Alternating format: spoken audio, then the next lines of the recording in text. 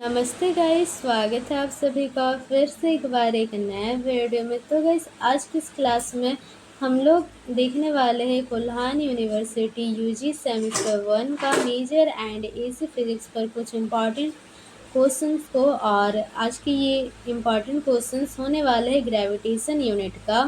तो गाइस, जो gravitation unit है तो वो मेजर एंड एसी फिजिक्स दोनों ही में लगभग समान है और कुछ एक टॉपिक बस इधर उधर है। ठीक, तो इसीलिए आप लोग को कंबाइनली ग्रेविटेशन यूनिट पर इम्पॉर्टेंट क्वेश्चन आंसर प्रोवाइड करवाया जा रहा है। तो चलिए स्टार्ट कर लेते हैं। और अगर आप लोगों ने इसके पहले के वीडियोस नहीं देखे हैं तो आपको इसी वीडियो के डिस्क्रिप्शन बॉक्स में फिजिक्स का प्लेलिस्ट का लिंक मिल जाएगा, जहां पर जाकर आप लोग इसके पहले के वीडियोस देख सकते हैं। तो देखिए, सबसे पहला यहाँ पर है एमसीक्यू, और ये एमसीक्यू आप लोग का पीवाईक्यू का एमसीक्यू है। तो देखते हैं एमसीक्यू सबको। तो देखिए, पहला क्वेश्चन इस तरह है कुछ, each planet moves around the sun in an orbit of shape. तो देखिए, जो सारा प्लैनेट है तो सन के अराउंड मूव करते हैं, तो वो किस तरह का जो पाथ है, मतलब पाथ का जो शेप है तो वो क्या है कि जिसमें वो मूव करते हैं। क्या वो सर्कुलर है, क्या वो इलिप्टिकल है, क्या वो पैराबोलिक है, या नन ऑफ दिस। तो इसमें से आपको चुनना है सही आंसर। फिर नेक्स्ट आता है दूसरा question, according to Kepler's law, the square of the orbital period t of a planet is directly proportional to। तो जो टी स्क्वायर है तो वो किसके डायरेक्टली प्रोपोर्शनल होते हैं? स्क्वायर ऑफ इट्स इसेंट्रिसिटी उसका प्रोपोर्शनल होते हैं क्या? क्या क्यूब ऑफ इट्स इसेंट्रिसिटी इसका प्रोपोर्शनल होते हैं? फिर ऑप्शन सी क्या है, square of semi major axis. And option D जो है तो वो है cube of semi major axis. तो किसके प्रोपोर्शनल है? तो ये पूछा गया यहाँ पर। फिर नेक्स्ट 5 मार्क्स वाला क्वेश्चन को देख लेते हैं। तो देखिए कि पिछले जितने भी यूनिट हम लोगों ने पढ़ा है, जैसे कि रिलेटिविटी एंड ऑसिलेशन, तो वो दोनों यूनिट काफ़ी इम्पॉर्टेंट यूनिट में से था। तो उसी तरह ही गए जो ग्रेविटेशन यूनिट है तो ये भी काफ़ी इम्पॉर्टेंट यूनिट है। इसमें से भी जो क्वेश्चन है वो काफ़ी बनता है। तो अब देख लेते हैं 5 मार्क्स के लिए। तो देखिए, सबसे पहला बात ये है, जो सिंगल स्टार अगर आपको किसी भी क्वेश्चन में देखने को मिल रहा है, यानी वो क्वेश्चन उतना इम्पॉर्टेंट नहीं है। अगर डबल स्टार देखने को मिल रहा है, यानी जो क्वेश्चन होने वाला है तो वो इम्पॉर्टेंट क्वेश्चन है। और अगर ट्रिपल स्टार आपको किसी भी क्वेश्चन में देखने को मिल रहा है तो यानी उसका मतलब है कि जो क्वेश्चन है वो काफ़ी ज़्यादा इम्पॉर्टेंट होने वाला है और आपको वो क्वेश्चन को स्किप नहीं करना है। ठीक, तो देख लेते अभी। देखिए, पहला क्वेश्चन है, derive the Newton's law of gravitation. तो न्यूटन का जो ग्रेविटेशन लॉ है तो उसको डिराइव करना है और उसको स्टेट भी करना है। तो ये पहला क्वेश्चन है जो कि 5 मार्क्स का है। फिर नेक्स्ट क्या है, write down the 3 Kepler's law.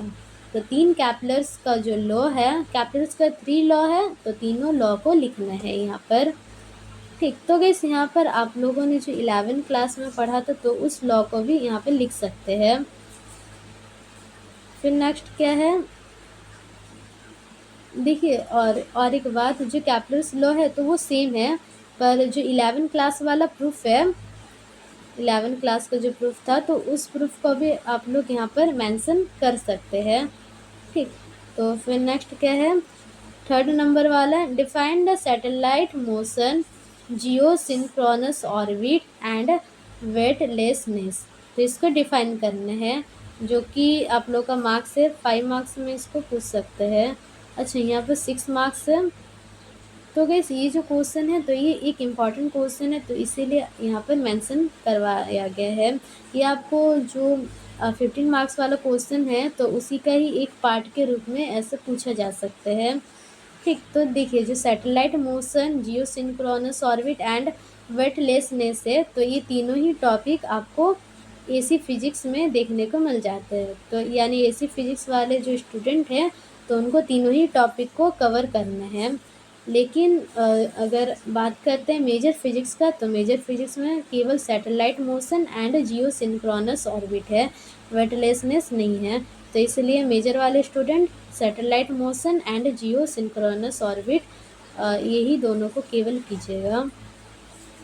तो यहाँ तक गाइस समझ में आ गया। अब देख लेते हैं 15 मार्क्स वाला क्वेश्चन को। तो देखिए पहला क्वेश्चन है 15 मार्क्स का ही, जो कि पीवाईक्यू का क्वेश्चन रह चुका है। Right the Kepler's law of planetary motion.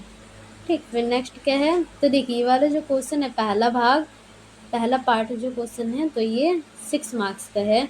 तो गाइस यहाँ पर आप लोग 11th क्लास का जो प्रूफ था कैपलर्स लॉ का, तो भी करके दिखा सकते हैं, क्योंकि ये क्वेश्चन थोड़ा सा लंबा है, 6 मार्क्स का है। ठीक, फिर नेक्स्ट क्या है, व्हाट इज ए क्या लिखा है, जियो स्टेशनरी सैटेलाइट। ठीक, तो ये 2 मार्क्स का क्वेश्चन है। एंड नेक्स्ट क्या है, find its orbital velocity and time period, जो कि 4 मार्क्स का क्वेश्चन है। तो ये भी पीवाईक्यू का क्वेश्चन रह चुका है, तो यानी ये जो क्वेश्चन है वो इम्पॉर्टेंट क्वेश्चन है। फिर नेक्स्ट क्या है, इसी के साथ एक क्वेश्चन अटैच था पीवाईक्यू में ही, define centre of mass of a system of particle, जो कि इस यूनिट का क्वेश्चन नहीं है। ठीक, तो इसको भी देख लेना है। फिर नेक्स्ट देख लेते हैं 5 मार्क्स का क्वेश्चन को। तो ये भी पीवाईक्यू का क्वेश्चन रह चुका है, और ये वाला जो क्वेश्चन है ये केवल और केवल मेजर फिजिक्स के लिए है, और ये जो क्वेश्चन है तो ये प्रीवियस ईयर पूछा गया क्वेश्चन है।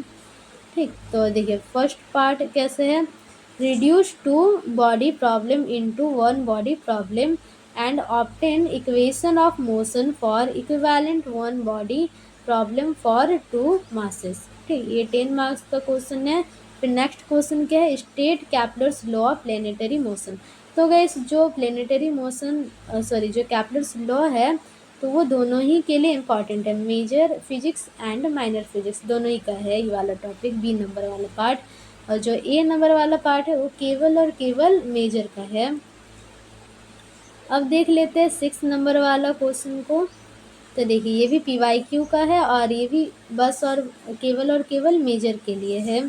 तो इसको समझते हैं। फर्स्ट पार्ट क्या है, डिफाइन ग्रेविटेशनल पोटेंशियल।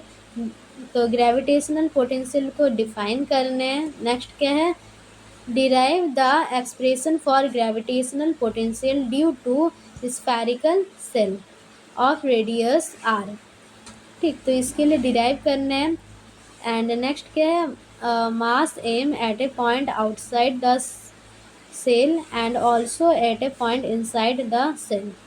तो यहाँ पर जो कहेंगे स्फेरिकल सेल, तो स्फेरिकल सेल के लिए जो ग्रेविटेशनल पोटेंशियल है तो उसको डिराइव करने हैं।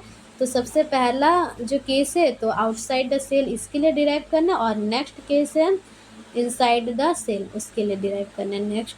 ठीक, 2 केसेस है, तो दोनों केसेस के लिए आपको डिराइव करके दिखाना है। और फिर दोनों ही केसेस का आपको देखिए यहाँ पर ये पीवाईक्यू का है, इसको पहले देख लेते हैं। बी पार्ट है स्केच द ग्राफ, तो ग्राफ भी आपको ड्रॉ करने हैं of both gravitational potential and. तो यहाँ पे देखिए gravitational potential and gravitational field दोनों ही के लिए आपको ग्राफ को ड्रॉ करके दिखाने हैं as a function of radial distance from the centre of shell, showing both inside and outside region. ठीक, तो यहाँ पर जो केसेस है inside cases and outside cases, तो दोनों को ही आपको शो करके भी दिखाना है।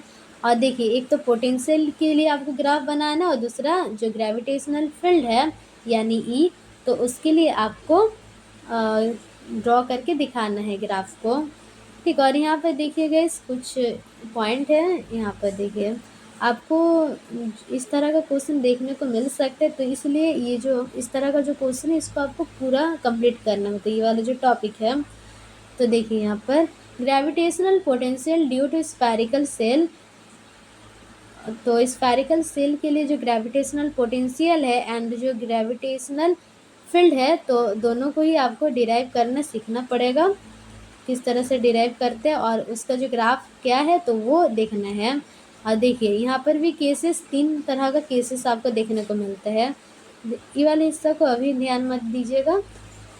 क्या था, gravitational potential and gravitational field due to spherical shell. And जो उसका ग्राफ है तो वो, तो देखिए केसेस है, फर्स्ट केस क्या है, at external point, second case है at a point on surface, जब पॉइंट सरफेस में हो, एंड जो थर्ड केस है तो वो इंटरनल पॉइंट के लिए है।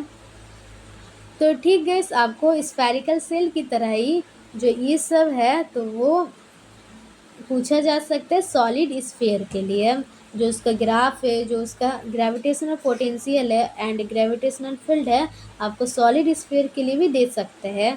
और उसमें भी 3 केस होते हैं। पहला केस है जब पॉइंट एक्सटर्नल हो, जब पॉइंट सरफेस में प्रेजेंट हो, और दूसरा केस क्या है, जब पॉइंट जो है वो अंदर में हो, इंटरनल पॉइंट हो। ठीक, तो 3 केसेस हैं यहाँ पर।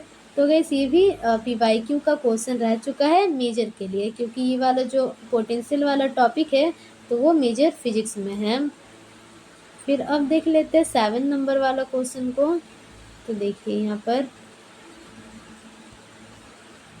क्या है, फर्स्ट पार्ट है, define gravitational field intensity, sorry gravitational field intensity, and then क्या है, gravitational potential energy and gravitational potential. ठीक, तो इसको आपको डिफाइन करना है। तो ये आपको 8 मार्क्स में पूछा जा सकता है, यानी प्रत्येक का 2-2 मार्क्स इस टाइम। और देखिए ये बस मेजर के लिए ही है, क्योंकि जो पोटेंशियल वाला टॉपिक है तो वो मेजर का ही है। ठीक, फिर नेक्स्ट क्या है, उसी तरह ही आपको पूछा जा सकता है, define central force motion and right the features of central force motion. ठीक, तो इसको आपको पूछा जा सकता है। और देखिए आपको प्रूफ भी सीख लेना है कि किस तरह से जो इसका फीचर्स है तो उसको प्रूफ किया जाता है। तो ये 5 मार्क्स में आ सकते हैं। ठीक, और ये वाला जो टॉपिक है, बी नंबर वाला जो पार्ट है तो वो मेजर एंड AC फिजिक्स दोनों का ही है।